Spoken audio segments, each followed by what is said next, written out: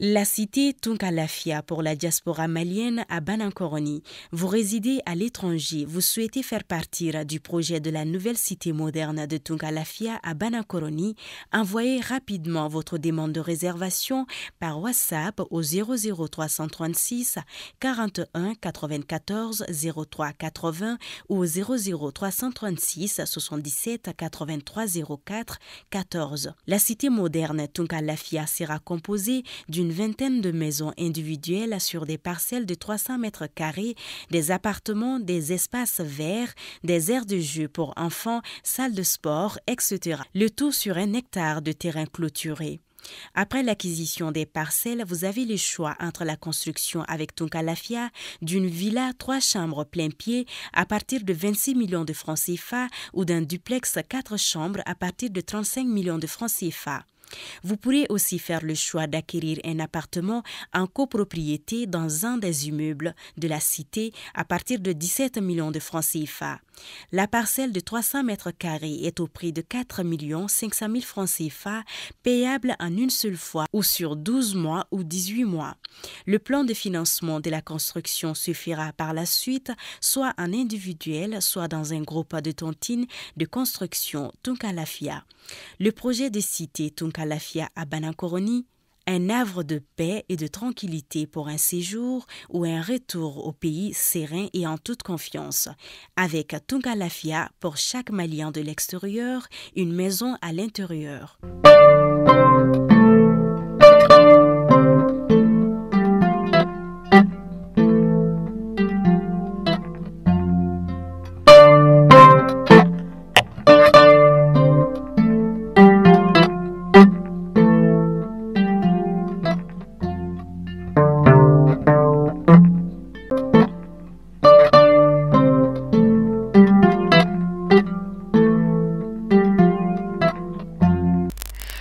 Taratai me kalo kili bisaba samba flani muga ani saba ambe aw bela jeli fo aka wakati o cogala aw munu waw sige anga bolo la sira kilingen la bela jeli fe ninga anga kuna funi kala je kuna funi minabe damne tene fo ka tagasi jumama akuna funi wati seleni ayo bismillah.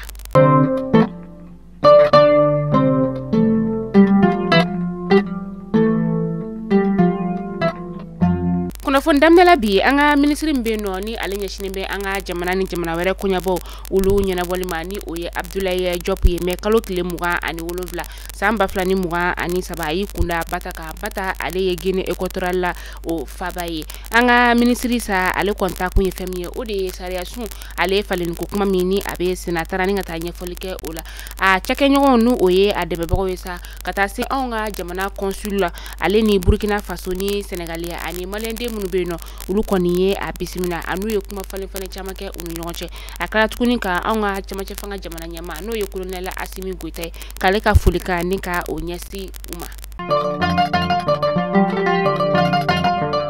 Ministri Umaru Jara ale fanatara Burkina Faso ka jamana o konala ni Burkina Faso ministri nyama ni oye monsieur Apollinaire o koniye ale bisimila aklala ka anga ministri nyama no oye docteur Shogal ko kala maigay ko ka folika ni ka o nyashi Burkina be ka ministri o ma aklala ka yira ka fo ko femiye saresu ale faleni ko afanata kunye oye ni ngataka nyefolike kata ke maliende munu sigilembe yeno maleni Burkina koniye jamana mini ulu keleno ka u bolo di nyoma kerenkere sa ka sika koroglandine tigilamo ni ka ulu kele ka banga jamano ulu konala malini Burkina koni dancha jugu de be ani ulu nyonche. Anga ministri mbe noni ale fana nyashini mbe ben ani kelenya kunyoma ale fana ya akunda ga uka dugu o konna ka constitution ale yele maliko ni o sharia sun falini ko na kan ka juin kalo kleta ani shigi na tolaina ni bela jelen kan kata ni ka fela ni ka o yira na kadi mami ye ibo yira na mani mami fana ye ibe o yira ministri koni ale bismillah ga uka ulu feno kari temenina a bismillah konna sa ga uka ulu kon ma utabla dagringa dala ka sababu yake kurango gele ni juko gele koni be ulu kon borani ka oyira ministri na ka maula ka fo ko ulu kon date do sharia sun ale faleni ko kuma la ko ka soro jiko geleya ani kurango geleya koni be uluka o kon kuma fara wakati mina sa ma koni ulu hakili wasu ye do ulu soro nulu ya yira ka fo koni ga ka koni mata referendum ni ka okay ko yala ko dotna bo joro lawa. anga laptani so bambe no ni oye Gabriel Touré ale syndicat ko ni ye sigili krenkrene ni ka oke uka kuma la seba ni oye Jimé Kanté aya yira ka fo ko femi ye Gabriel Touré no oye docteur ye ulu ko ni mena barabla ni ka oke shini me kalo kile bisabani kile kataka a kunche juin kalo kile fla no be juma donya oma uklala ka yira ka fo kokura ku ubena barabla ni ka la kuraya juin kalo kile duru no be damne tenen natalaina kataka kunche juin kalo kile wolonvla no be ala musa oma ubeni barabla ni ka ale to sena dokun fukata fo ko ugalla yini o sabatira kawla donia ka fo ko femi ye Gabriel Touré docteur ye ulu kontunye barabla bada ni ka oke février kalo temeni kataka se mars kalo oma la koldon ka fara ɲɔgɔn ka jɛkulu min be no na be wele ko ayama ulu fana kɔni kelen no ka bagabaga ni ka o ta ko ɲɛsin an ka cɛmancɛ fanga marabagaw ulu ma u y'a yira k'a fɔ ko fɛn min ye bagi kimɛni min ni a kan ka kɛ juin kalo tile 19 nata in na ni ka taa kuncɛ a tile 22 la ulu ka lakɔli karamɔgɔ n'u ka sanfɛ kalanso lakɔli karamɔgɔ ulu fana be baarabila la ko ni ɲɛma sɔrɔ u ka nin baarabila in na ni fɔ ka bɛnmaya la ulu fana kɔni bena bagi ale kimɛni ni ka dankari a la mais kalo kile 25 tɛmɛni san 2023 fɛn min ye l'américain ulu ka waribon tigilama ye ale kɔni ye ɲangili ta ni ka ɲɛsin anw ka finitigilaka jarabatigi fila o ma a fɔlɔ o ye colonel Mustafa Sangare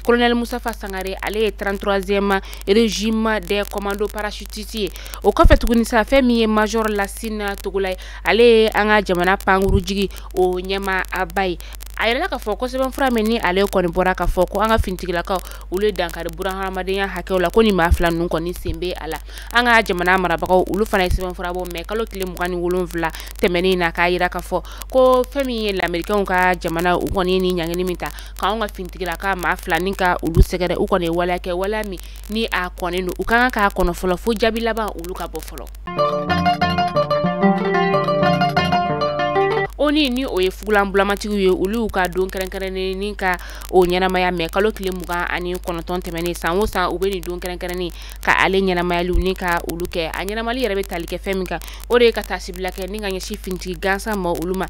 ba polisilakaw ka taga se finitigilaka tɔw olu ma u ka baara dɛmɛni ka ɲɛsin Nations Unies ye o ma san caman kɔnɔna la anw ka jamana o kɔnɔna la yan nɔ ka kɛ ni MINUSMA kɔni b'anw ka jamana kɔnɔna la a kɔni yirala ka fɔ olu kɔni ma jeniyɔrɔ fin yan nɔ an bɛ taa kitakaw ulu fɛ yen nɔ kɛrɛnkɛrɛnna sa Sebekoro sifinakaw ulu kɔni bɔra ka se ka u ka fonte dingɛw ni ka ulu labɔ mais kalo tile 27 tɛmɛnen na sifinakaw ka ɲɛma ale y'a yira k'a fɔ k'u ka laɲini ye fɛn min o de ye ka se ka dugulamaw ni ka ulu lakana samiya natala ko kura in na walasa ji ale kana tiɲɛni kɛ Sebekoro dugu o kɔnɔna la o la u ka nin baara in yɛrɛ kɔnɔna la sa a yirala k'a fɔ ko Sebekoro jɛya olu ma o de kɔni kɛra sababu ye ni ka nin baara ɲuman ye ni ka ale kɛ ka kɛ ni baɲumankɛ tɔn k'i labo ma olu ka dɛmɛ ye an bɛ taa kɔkan kibaru la Burkina Faso kaw ka cɛmancɛ fanga jamana ɲɛma ni o ye capitaine Ibrahima Traoré ye ale fana ye kunu tɛnɛn sɔgɔmada fɛn min ye ni ale ye Feka Futo ɲɛma ye n'o ye Samuel Eto'o ye a ye a bisimila Wagadugu o kɔnɔna la bisimilali kun kɛra fɛn min ye sa o de ye k'a fɔ faso ale final laban kuma u ye olu fɔ olu ɲɔgɔn cɛ Samuel Eto'o a y'a yira k'a fɔ kuma laban na ko ale kɔni nisɔndiyara kosɛbɛ wa a balila la k'a fɔ ko jamana ɲɛma ale kɔni bɛ don la ni ka o lajɛ Samuel Eto'o a ka kuma kɔnɔna la a y'a yira k'a fɔ ko ale kɔni a balila la k'a fɔ ko cɛmancɛ fanga jamana ɲɛma ale kɔni jambe dolan filɛ o la kosɛbɛ